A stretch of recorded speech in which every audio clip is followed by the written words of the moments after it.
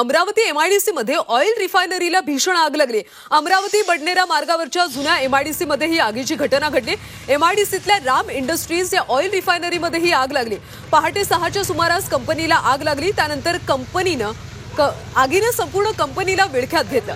अग्निशमन दलाचे 6 बंब घटनास्थळी दाखल झाले असून आगीवर नियंत्रण मिळवण्याचे सध्या प्रयत्न केले जात आहेत।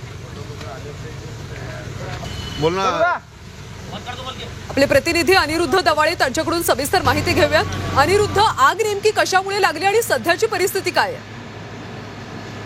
कल्याणी, आपण जर पाहिलं तर ही आग नेमकी कशामुळे लागली याची अद्यापपर्यंत माहिती जी आहे ती मिळाली नाही। मात्र आग जी आहे ती 6:30च्या दरम्यान लागलेली आहे आणि आगीने मोठे लोड जे आहे ते रस्त्यावरून लोकांना दिसत होते। त्यामुळं या एमआयडीसी परिसरात एक भीतीचं वातावरण निर्माण झालं होतं। अग्निशमन दलाचे जवळजवळ 6 बंब या आग विझवण्यासाठी प्रयत्न करत आहे। मात्र अजूनही आग जी आहे ती आटोक्यात आलेली नाही।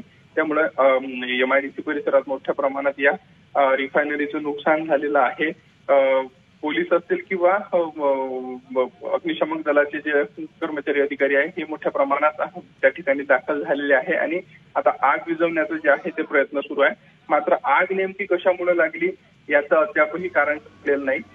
त्यामुळं आता आग कशाने लागलेली आहे याचा शोध अग्निशमन दलाने पोलीस घेण्याचा प्रयत्न करतात। धन्यवाद अनिरुद्ध या सगळ्या सविस्तर माहितीसाठी।